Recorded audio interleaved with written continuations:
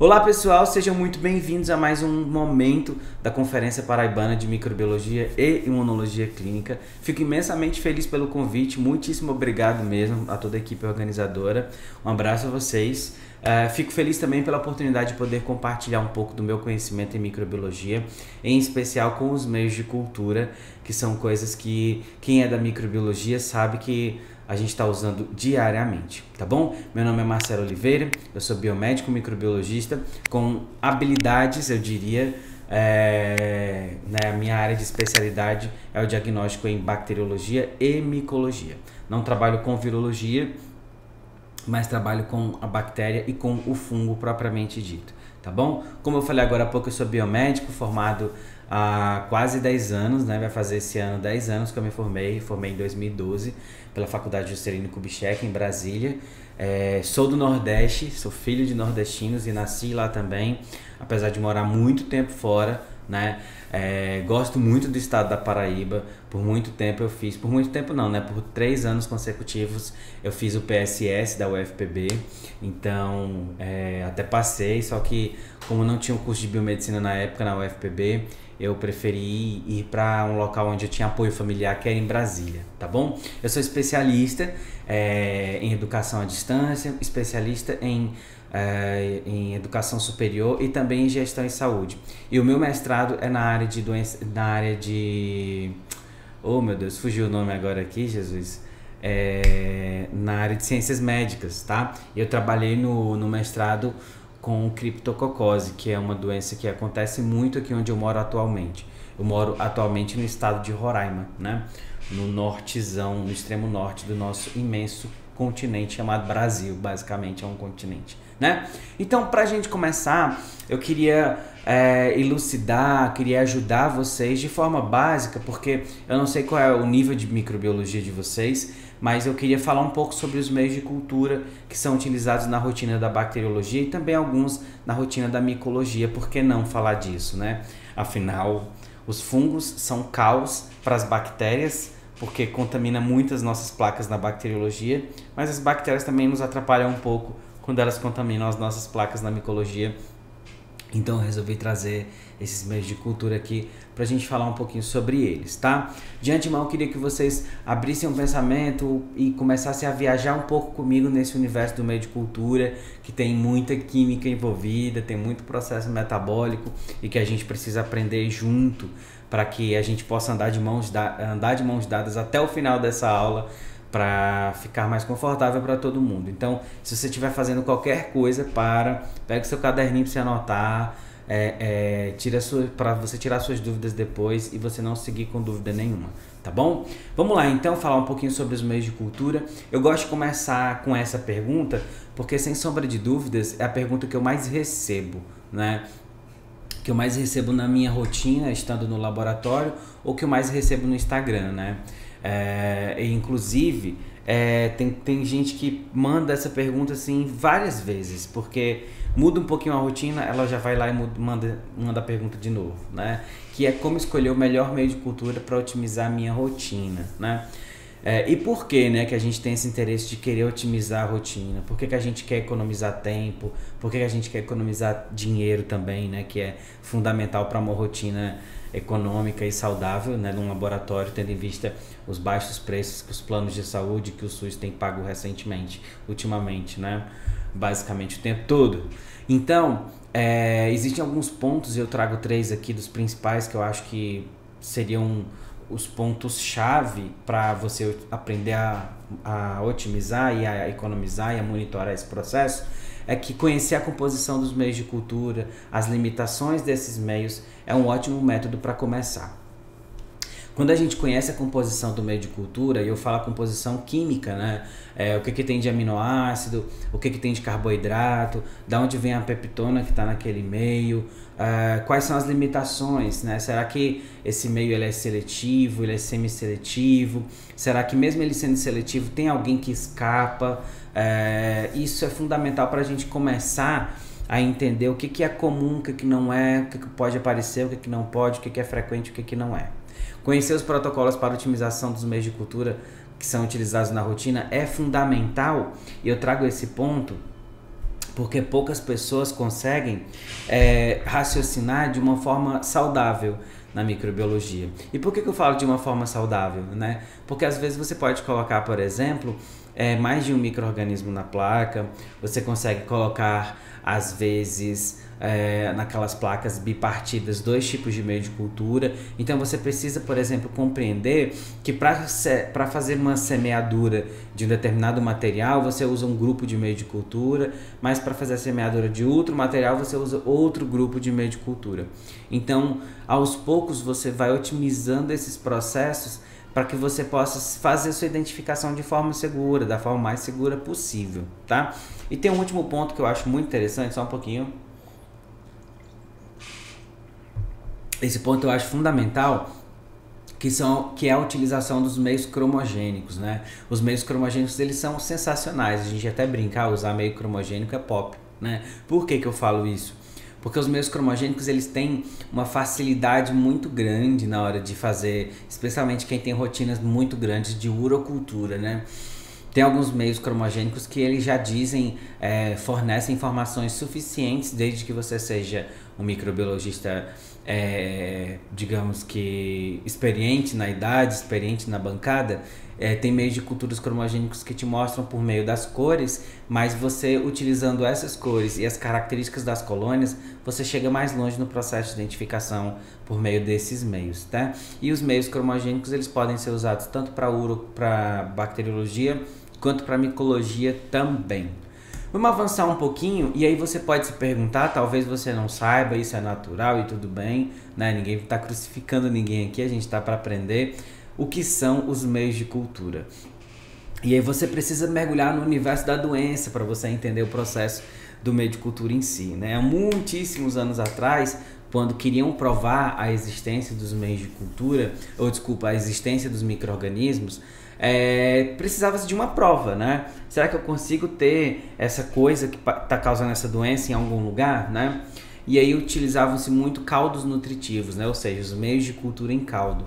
Então, para simplificar, a gente precisa compreender que os meios de cultura são substratos que a gente fornece para essa bactéria, para esse fungo, para essa levedura, para que ele consiga crescer no meio de cultura, tá? Então, são substratos que podem haver misturas orgânicas, algumas substâncias inorgânicas, que dão nutrição para o micro-organismo crescer in vitro. Então, a gente tem, por exemplo, como nessa placa, um agar-sangue com colônias de diversas características. A gente tem pelo menos 2, né, olhando rapidamente, tem pelo menos 2 tipos de bactéria, 3 tipos de bactéria diferentes aqui. E esses 3 tipos de bactéria tiveram a mesma base nutricional, mas elas expressaram características fenotípicas diferentes. Por exemplo, aqui você tem uma bactéria que é produtora de hemólise, né, mas que tem uma tonalidade diferente dessa daqui, ó. Essa bactéria já não tem produção de hemólise e ela tem uma borda um pouco mais escura e ela é um pouco mais convexa, né, um pouco mais alta, abaulada. E nós temos aqui num cantinho, ó, um outro tipo, possivelmente um outro tipo de bactéria, ele tá misturado um pouco aqui também, que pode significar que nós tenhamos aqui pelo menos 2 ou 3 tipos de bactérias diferentes nessa semeadura aqui, né? Então os meios de cultura, eles servem para isso, para dar condição de nutrição para o micro-organismo e para facilitar a visualização macroscópica e macromorfológica da colônia bacteriana, tá? Ou da levedura, por exemplo, e até mesmo dos fungos filamentosos, tá? Existe uma cronologia que a gente comenta muito na graduação, comenta muito, inclusive no curso de bacteriologia clínica na prática. Eu esqueci até de comentar, mas esse slide é um slide que foi retirado do nosso curso de bacteriologia clínica na prática, né? Um curso online que a gente tem só sobre a rotina em bacteriologia. Existe uma cronologia que eu gosto muito de trazer no curso de bacteriologia, que ela envolve a evolução da microbiologia e dos meios de cultura. Tem mais de uma aula lá que eu expresso essa necessidade que havia há muitos anos atrás, há séculos atrás, de se provar a existência de micro-organismos, de que era necessário ver para acreditar literalmente que aquele micro-organismo existia, que era necessário causar doença em um outro ser vivo, recuperar o micro-organismo para considerar aquele micro-organismo realmente patógeno, né, passando por todo o ciclo da doença. Então, essa cronologia e a evolução da microbiologia, especialmente com relação aos meios de cultura, ela tem uma história muito bacana. E ela começa com a comprovação da existência das bactérias, como eu falei agora há pouco. E diversos cientistas, eu não vou citar nenhum por cento deles aqui, tiveram participação fundamental na construção dessa cronologia, né? Na construção dessa linha do tempo.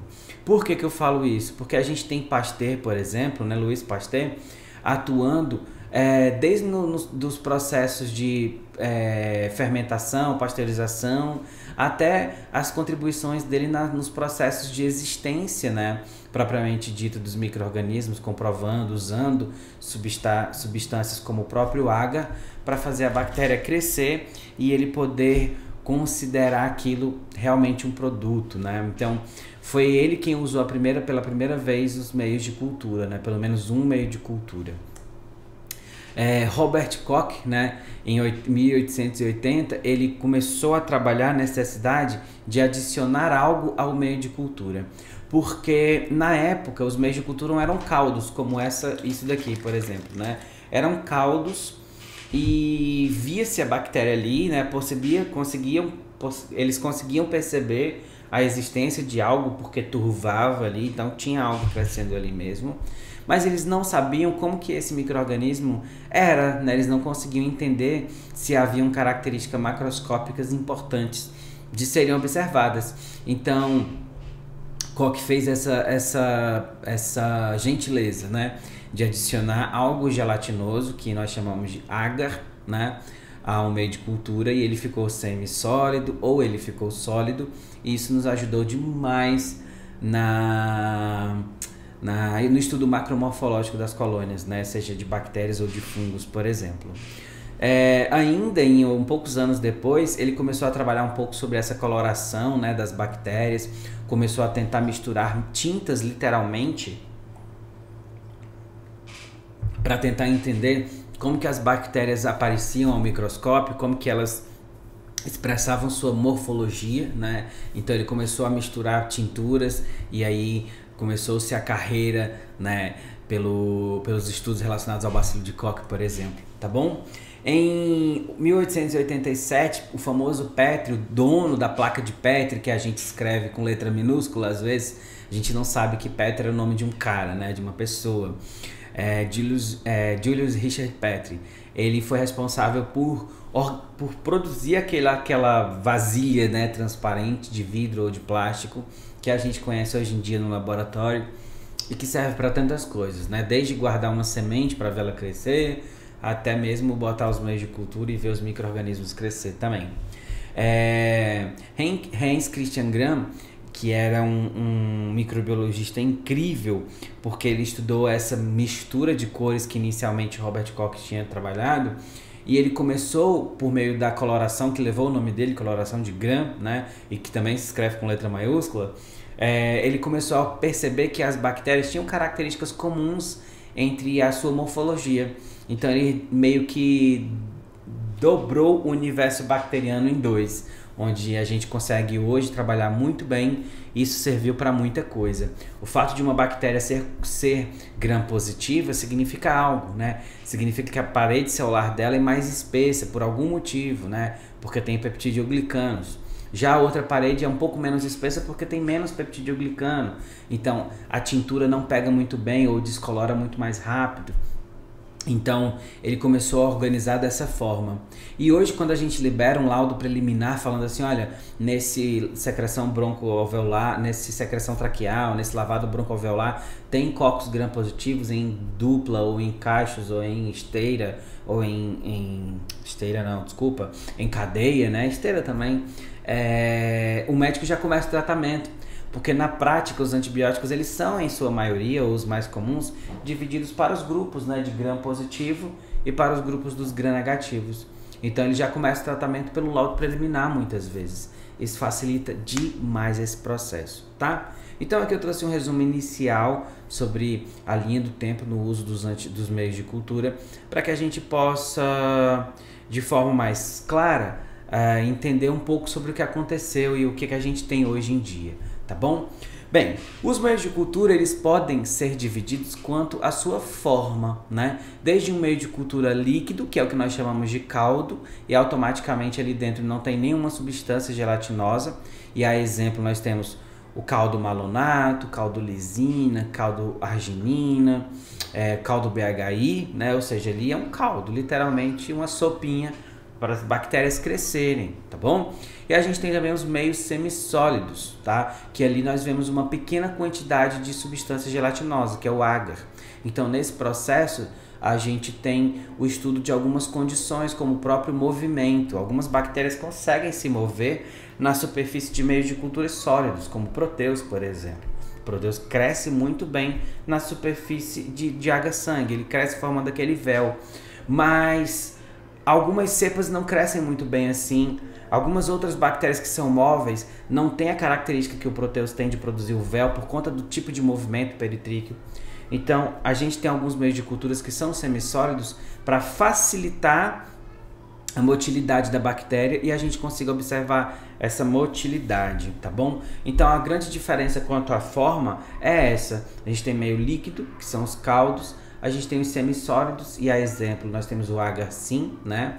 E a gente tem os meios sólidos propriamente ditos, como agar-macôncas, sangue, Cled, BHI, né? Também chocolate, manitol, enfim, vários. TSI, e aí a gente pode usar eles em diversos momentos, tanto em tubos quanto em placas, né? A gente tem os meios de culturas podendo ser usados em tubos e em placas também, tá? Lembrando que quando a gente fala assim, passa esse agar BHI, a gente tem que prestar atenção que os meios de culturas ele tem versões, né?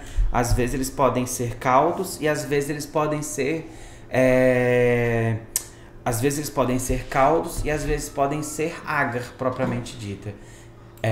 Então durinho, né? Então é importante a gente observar isso também, beleza?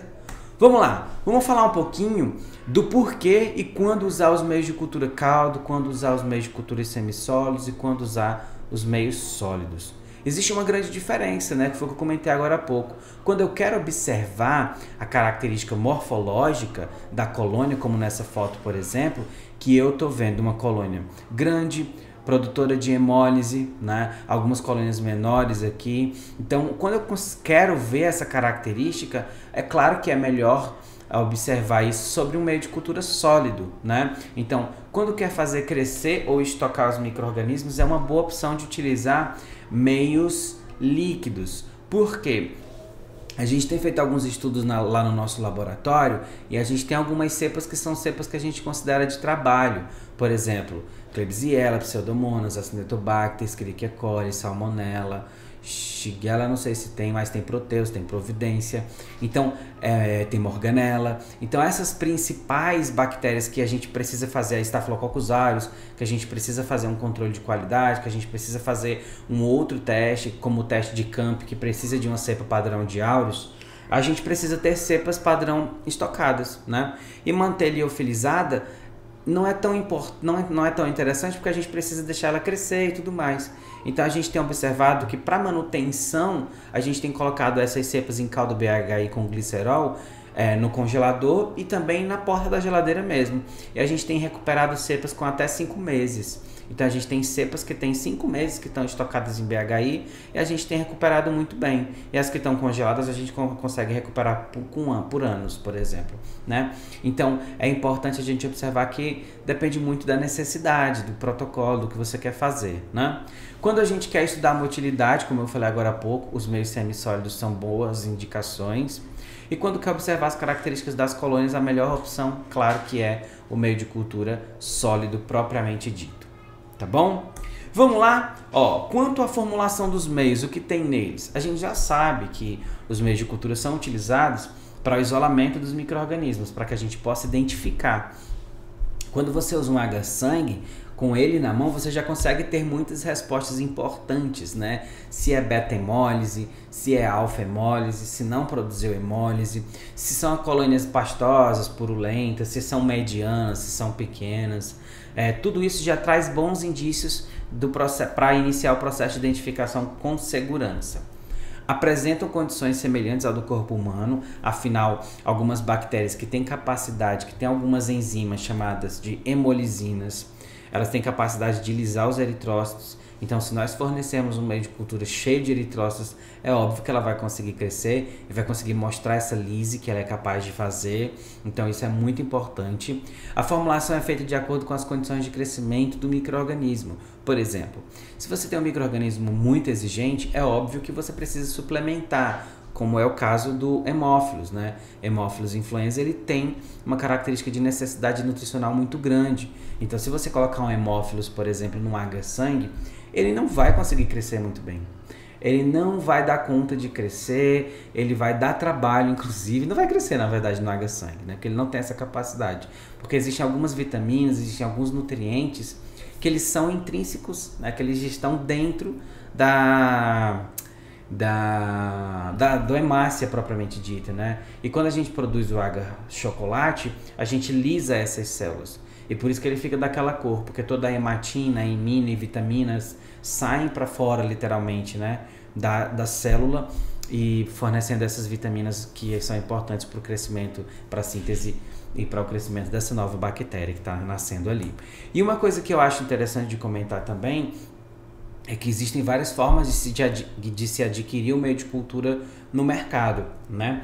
E uma delas é o meio de cultura no pote, né? Literalmente é um suco que você faz uma mistura, né? Ou uma gelatina que você faz uma mistura, coloca na placa e deixa endurecer, né? É claro que existe todo um protocolo de produção dos meios de cultura, que eu vou comentar inclusive lá no final, mas é importante observar que eles podem ser oferecidos em formas assim também, de pó, para você preparar. Ou você pode comprar eles prontos em placa, e existem vários fabricantes no Brasil para isso. Tá? Um fabricante muito recomendado no Nordeste é a Agar Lab, que é em Fortaleza. A Agar Lab produz um meio de cultura de excelente qualidade. A gente tem uma parceria com eles, a gente já foi lá conhecer. Inclusive, dentro do curso de Bacteriologia Clínica na Prática, tem uma aula que a gente foi para Fortaleza para conhecer as instalações da Agar Lab.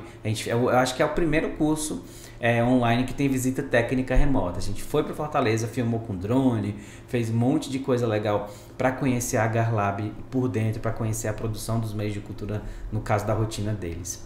E esses meios de cultura, eles têm vários nutrientes, desde diferentes açúcares, diferentes fontes de nitrogênio, peptona, sais minerais.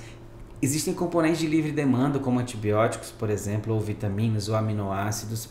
E aí o componente gelatinoso, que é o agar propriamente dito, tá? Então a gente tem todos esses componentes básicos. É claro que alguns têm outros componentes mais importantes, outros componentes que são mais focados naquele tipo de micro-organismo, componentes químicos que ajudam no metabolismo daquela bactéria, que fornecem características macromorfológicas, fenotípicas importantes para a gente poder identificar, tá bom? Vamos lá. Sobre um dos primeiros meios de cultura e um dos que a gente mais ouve falar, porque eles são basicamente a mesma coisa: agar-sangue e agar-chocolate. Sobre o agar-sangue, quem ele é, né? É utilizado para isolamento não específico, ou seja, cresce gram-positivo, gram-negativo, levedura, fungo filamentoso, todo mundo cresce ali, né? Mas é ideal para o estudo das provas hemolíticas, né? Se você tem hemólise, se você tem não hemólise, você consegue já iniciar algumas características importantes para diferenciar algumas cepas, né? Por exemplo, você tem algumas cepas de estafilococos que são hemolíticas e outras não, de streptococcus que são hemolíticas e outras não. Então, fazendo provas importantes, fazendo provas adicionais, você consegue identificar, né? O meio base utilizado para a produção do agar-sangue é o Miller-Hinton, o BHI ou o agar-base para o agar-sangue, que também é comercializado, existe um meio de cultura base para isso. E aí você precisa fazer a adição do sangue. Muitas pessoas usam sangue de cavalo, sangue de cordeiro, sangue de coelho, sangue de carneiro, né?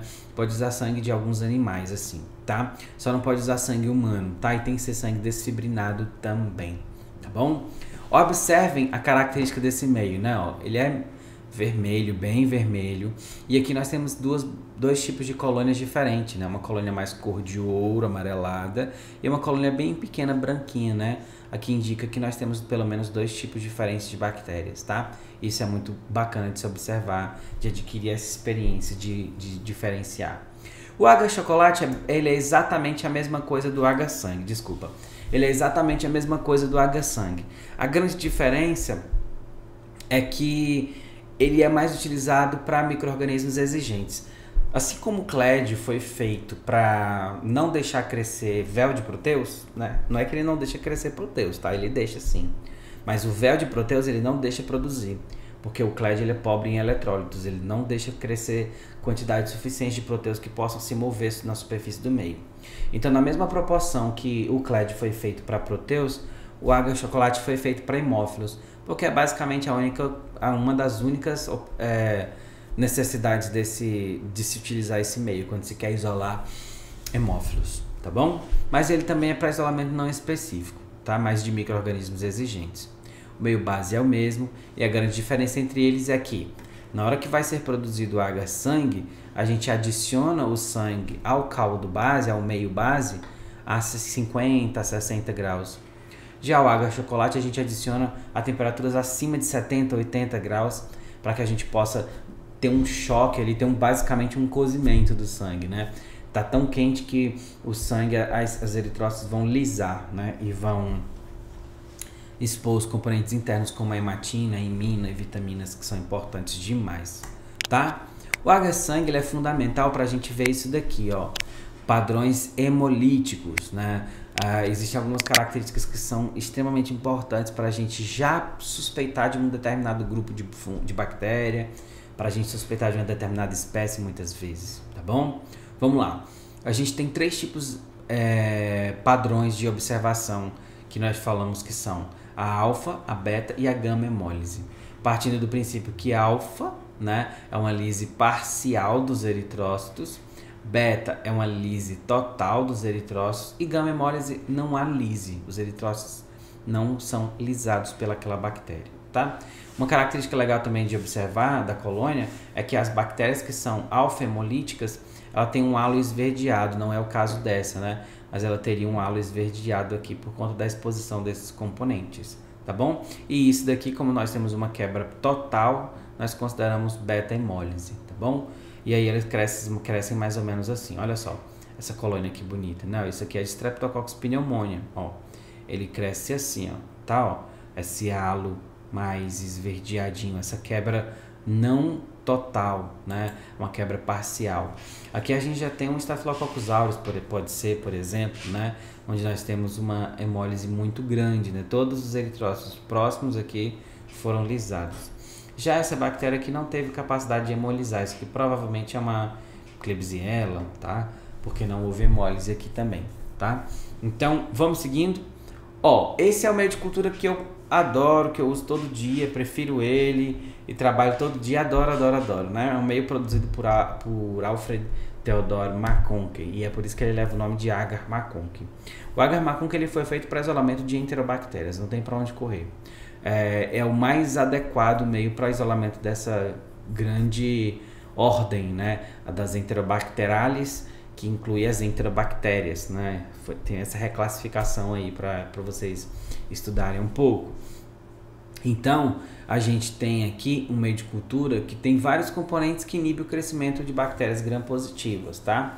Então, a gente diz que ele é para isolamento específico, né? De bacilos gram-negativos, de enterobactérias e de não fermentadores, tá bom? As bactérias não fermentadoras de lactose, não fermentadoras de glicose, elas crescem no Macconkie da mesma forma, como quem, por exemplo? Acinetobacter, Pseudomonas, Burkholderia, enfim, várias outras, né? As não fermentadoras que eu quero citar. As enterobactérias crescem basicamente todas, desde as que são fermentadoras até as que não são fermentadoras da glicose, como por exemplo, Salmonella, Proteus, tá? Vai crescer Klebsiella já fermentando, Escherichia coli, Enterobacter, Citrobacter, essas já vão crescer fermentando. Ela é levemente seletiva para essas enterobactérias, tem alta concentração de sais de bile de cristal violeta e essa alta concentração desses sais de bile inibe o crescimento da grande esmagadora maioria dos gram-positivos. E por ter lactose na sua composição, ele indica a fermentação desse açúcar. E é o que nós temos aqui nesta placa linda de Macconkie, que está inclusive com um problema de pH, né? Que ele não está rosadinho, ele está avermelhado. Isso aqui já indica que esse Macconkie tem um probleminha de pH aqui, mas que mesmo assim deu conta do recado, né? Ele conseguiu resolver o que a gente queria, que era ver a fermentação. Então aqui a gente tem 4 tipos de bactérias diferentes e alguém teve uma ideia muito ruim de colocar um Proteus aqui do lado, né? Essa placa é minha, tá? É do meu laboratório, do nosso laboratório aqui. Eu falo isso com propriedade, porque eu sei o que tem aqui. E foi bom ter acontecido isso também, né? Aqui nós temos uma bactéria incolor, colônia incolor. Aqui nós temos uma colônia rosada, mas bem purulenta, né? Bem úmida, bem brilhosa, indicação de estar úmida, né? A gente vê muita produção de muco, né? Uma colônia mucosa. Uma outra colônia que foi esfregada aqui, ó, que ela produziu, né, camadas, e essas camadas são o véu de Proteus, né, que a gente chama.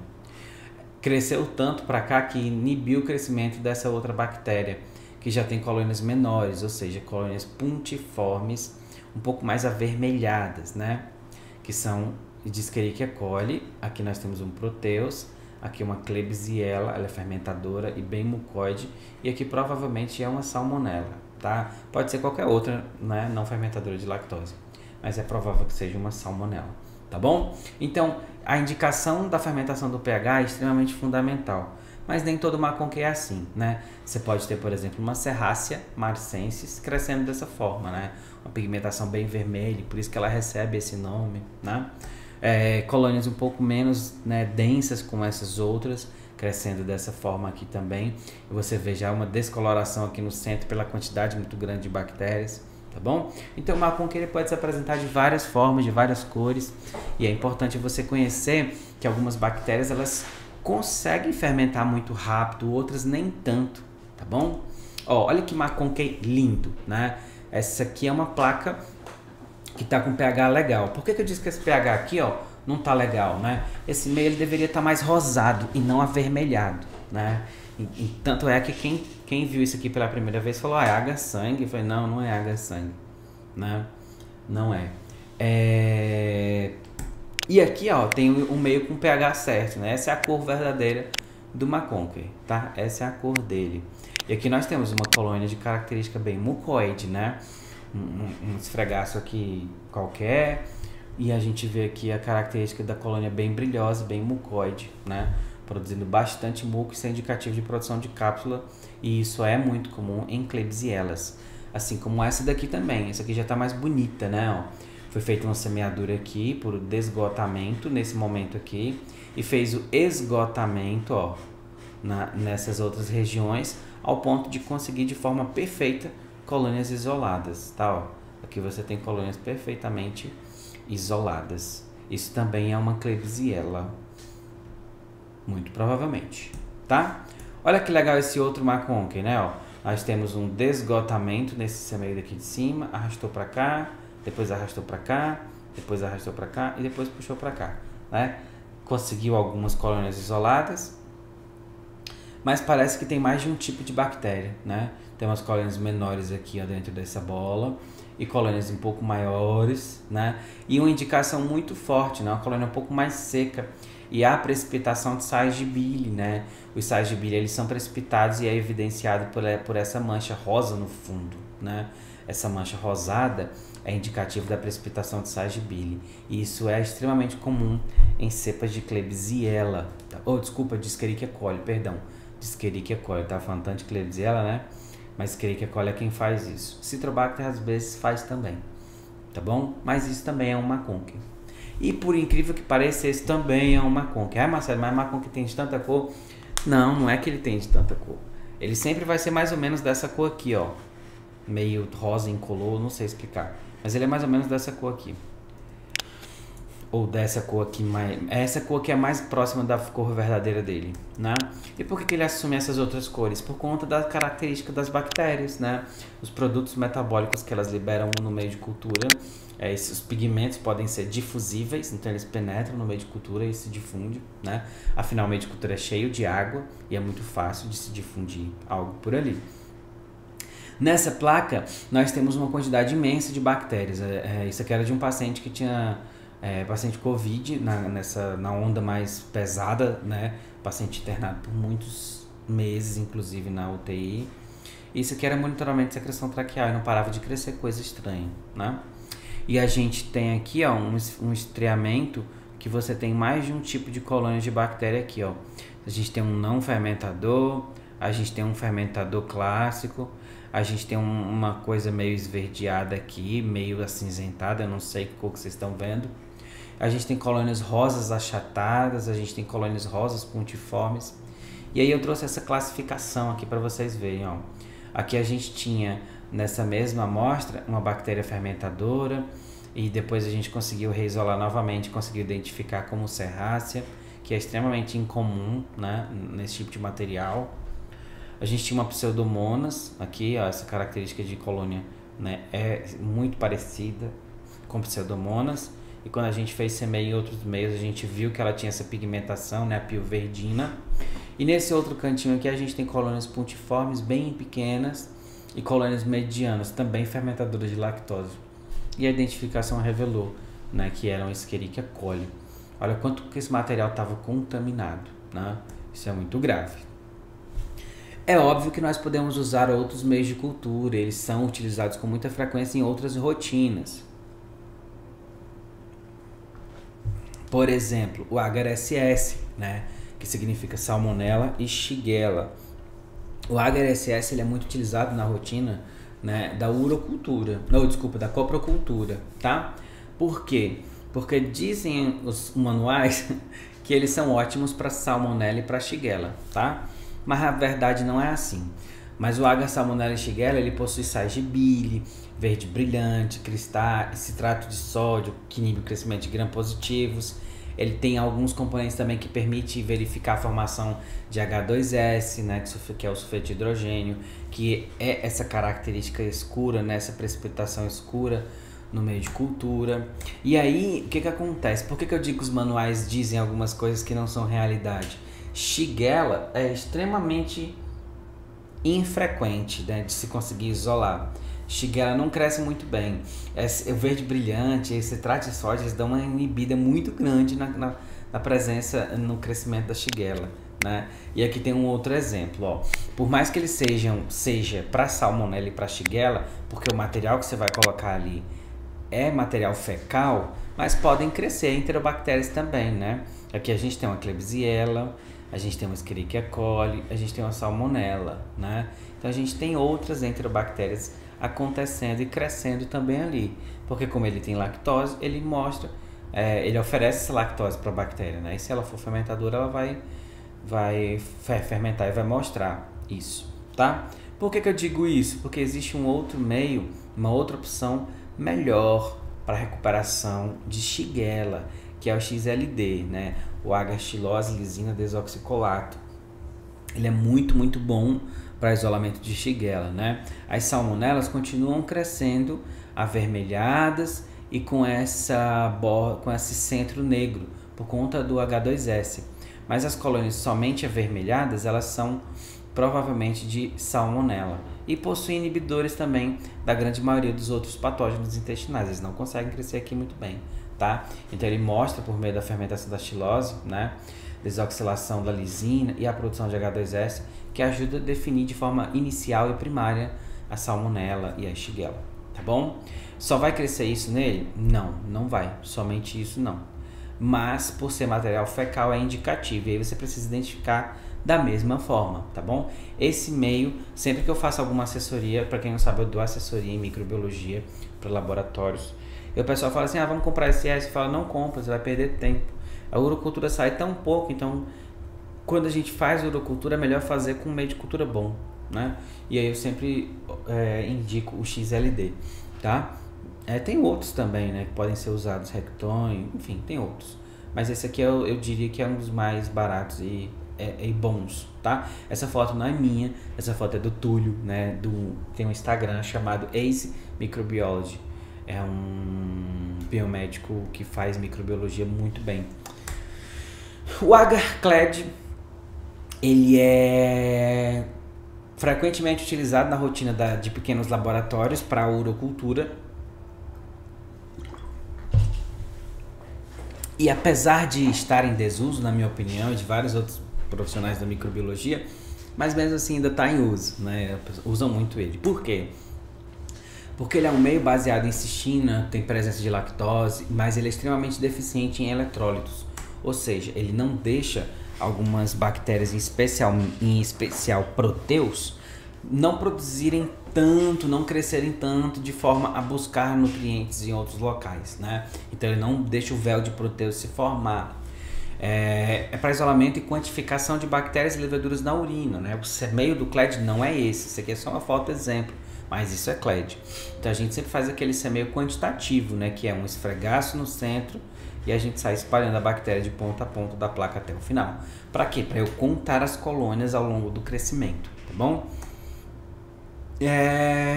Cadê?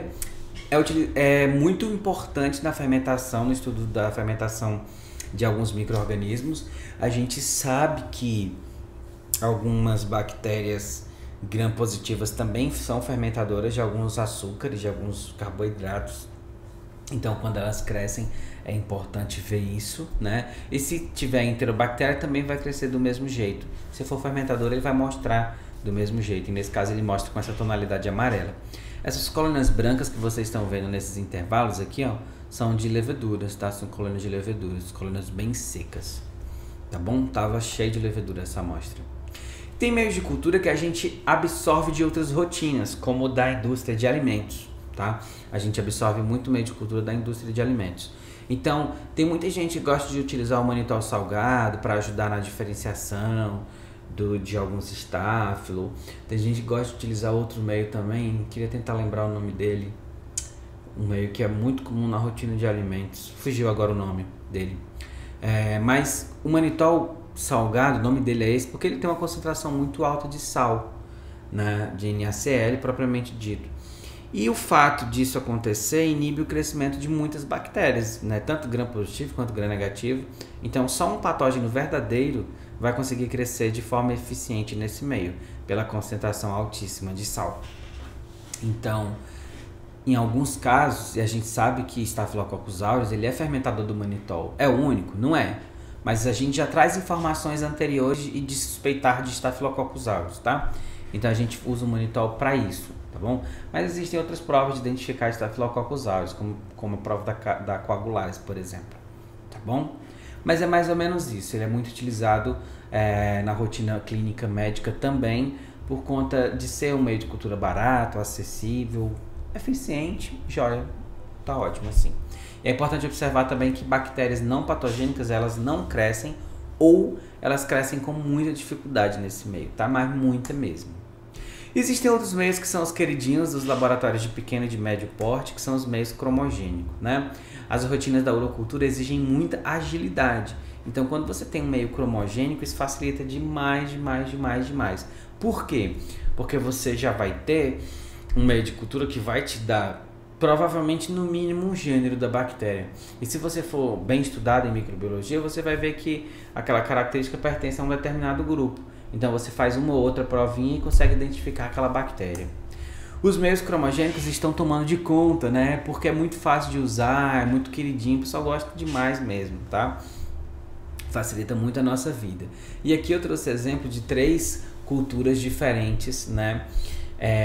De meios cromogênicos, 3 fotos diferentes de meios cromogênicos produzidos pela Agar Lab. Essa foto é do professor Bruno Jäger, que é um dos donos da Agar Lab, né? Que é essa empresa que eu comentei no início da nossa aula. Essas placas, elas são de urocultura, só que não foram feitos semeios quantitativos, né? Isso aqui são semeios qualitativos, apenas para controle de qualidade deles. E aí você consegue perceber a característica bem diferente entre elas, de cor especialmente. Porém, as características da colônia, macroscópicas da colônia, são muito parecidas com as características que a gente vê lá no Maconque, né? Isso aqui, por exemplo, é uma Klebsiella, provavelmente é uma Klebsiella, tá? Eu não tenho experiência com esse meio, mas por essa característica de colônia eu sugiro que seja uma Klebsiella, tá bom? Isso aqui já lembra um pouquinho o Escherichia coli, pelo tamanho da colônia, pela coloração também. E aqui atrás está dizendo, né, ó, Enterococcus fecalis, tá? Colônias muito pequenas, parece cristalzinho, vidro quebrado, né? Ó, colônia muito pequenininha, tá bom? Então é um meio de cultura que ajuda demais na rotina de pequenos laboratórios. E por que a gente sugere o uso deles? Primeiro, ele ajuda a isolar o micro-organismo e às vezes facilita na identificação. Apresenta condições semelhantes ao do corpo, então ele facilita o crescimento e cresce muito rápido. A formulação é feita para dar condição de crescimento ao micro-organismo, assim como os outros meios, e pela adição dos agentes cromogênicos, por meio do metabolismo bacteriano, essas cores são evidenciadas e a gente consegue classificar por meio disso. E aqui eu trouxe algumas características muito importantes, né? Que eles podem ser considerados como líquidos e sólidos também. Em um único cultivo é um dos benefícios, né? Você às vezes consegue chegar a nível de identificação, permitindo assim os laudos em até 24 horas. Existe uma alta detecção desses meios, um custo baixo em relação aos métodos de identificação. Se você vê que no seu laboratório parece muita frequência as mesmas bactérias, os meios cromogênicos são boas opções. E ele utiliza como base esses cromógenos que eu comentei agora há pouco, né? Esses agentes cromógenos que eu comentei agora há pouco, tá? Outros meios de cultura podem ser adicionados, podem ser colocados em tubos, né? Por quê? Porque às vezes você está utilizando um meio de cultura para a identificação da bactéria por meio do metabolismo dela. Então aqui a gente tem uma sequência, uma série de tubos que facilitam demais a vida do microbiologista que trabalha de forma manual, né? Aqui a gente tem um citrato, um TSI ou Kliger, não sei se esse aqui é um TSI ou Kliger, não faz diferença porque são iguais.